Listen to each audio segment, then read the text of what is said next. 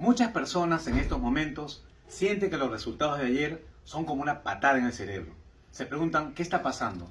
¿Y por qué en vez de preguntarnos qué está pasando, nos preguntamos qué pasó? ¿Qué se hizo mal? ¿De quién nos olvidamos? Durante décadas escuchamos a los presidentes, a los candidatos, hablar de los pobres, de los más olvidados, de ese peruano que no tiene acceso a la educación, a la salud, a una buena alimentación. Inclusive alguna vez algún presidente dijo: quiero que tus hijos tengan las mismas oportunidades que los míos. Pero eso que escuchamos solo era parte de la campaña, solo de la campaña. Cuando llegaron al poder jamás se acordaron de los pobres, de ese Perú que muy pocos conocen.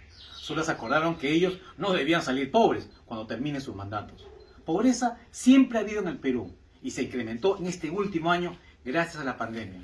Peruanos decepcionados de ver cómo sus autoridades solo roban, de ver cómo sus autoridades les mienten, cómo sus autoridades solo se acuerdan de ellos en campaña, de presidentes y ministros incapaces que jamás solucionan algo. Un ejemplo fresquito. Hoy le quieren quitar la planta de oxígeno al hospital de Tingo María para llevarlo a Talara, en vez de comprar planta de oxígeno. Porque en Talara hubo una falla con el sistema de oxígeno del hospital y tenía que cambiar algo. Bueno, pues en ese cambio se murieron más de 20 personas, 20 peruanos. Enumerar los errores que día a día han cometido nuestros presidentes y sus cortes sería para no acabar nunca. El pueblo se cansó de ser olvidado, de que se burlen de ellos, que se acuerden de ellos solo para ser utilizados en una campaña política. O por ahí que alguien organice una chocolatada para los pobres por Navidad. O haga una campaña: dona tu juguete que no usas para un niño pobre. O sea, un niño pobre no tiene derecho a un juguete nuevo, a tener una Navidad digna. O cuando enferme, sus padres no tengan que caminar kilómetros y kilómetros para llevarle una posta. Y cuando lleguen, la posta no tenga nada, ni un solo medicamento. O que solo almuercen una papa sancochada. Lo de ayer es un llamado de atención, es un reclamo justificado a todos esos gobernantes que no hicieron un carajo, que no les importa hacer nada. Disculpen la expresión, pero hay presidentes, ministros, congresistas, alcaldes, gobernadores regionales y demás funcionarios públicos que a su pueblo les importa una buena mierda. Lo importante es robar y seguir robando. Hace algunos meses, durante la pandemia, se viralizó un video de unos niños en Cantati Ururi, una comunidad allá en las alturas de Puno, a más de 4.000 metros, donde niños caminaban horas de horas para que la señal llegue y ellos en una pequeña radio escuchar sus clases de Aprende en Casa. ¿Lo recuerdan? Yo viajé a esa comunidad y es triste ver esta realidad, ver cómo esos niños fueron olvidados, pero nos daban una lección muy grande. A pesar de las dificultades, estas criaturas no se daban por vencidas y salían adelante.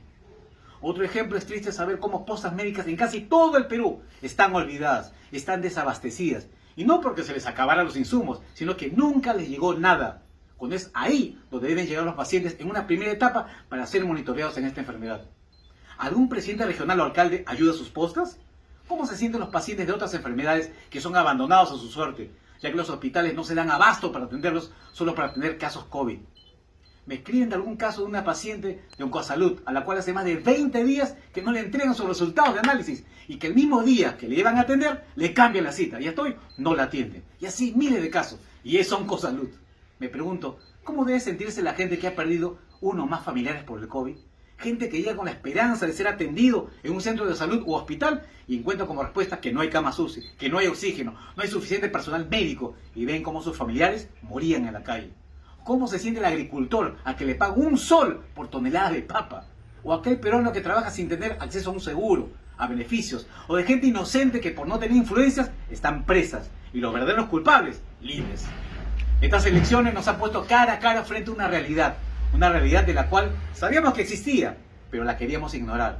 Fuimos egoístas en pensar solo en nuestro bienestar, y lo que pase con nosotros no importa. Siempre hablamos de la unión de los peruanos, pero seamos sinceros, ¿de qué unión hablamos si estamos fraccionados? No divididos, fraccionados, odiándonos, insultándonos, no respetando los pensamientos de uno o de otro lado. Nunca nos acordamos de nuestro pasado, de nuestra historia, para lo bueno ni para lo malo. Nos olvidamos de recordar a los niños y a los jóvenes quiénes fueron nuestros héroes.